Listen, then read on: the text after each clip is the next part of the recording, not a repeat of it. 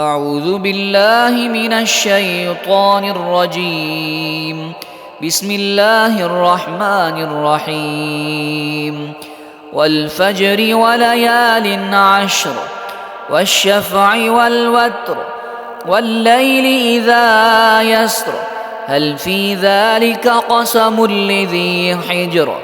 ألم تر كيف فعل ربك بعاد إرم ذات العماد التي لم يخلق مثلها في البلاد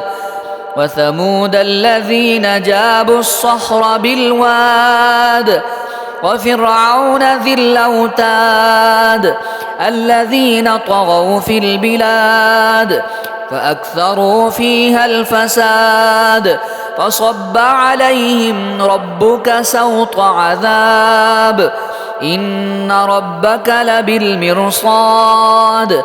فأما الإنسان إذا ما ابتلاه ربه فأكرمه ونعمه فيقول ربي أكرمن وأما إذا ما ابتلاه فقدر عليه رزقه فيقول ربي أهانن كلا بل لا تكرمون اليتيم ولا تحاضون على طعام المسكين وتأكلون التراث أكلا لما وتحبون المال حبا جما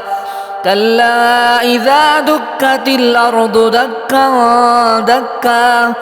وجاء ربك والملك صفا صفا وجيء يومئذ بجهنم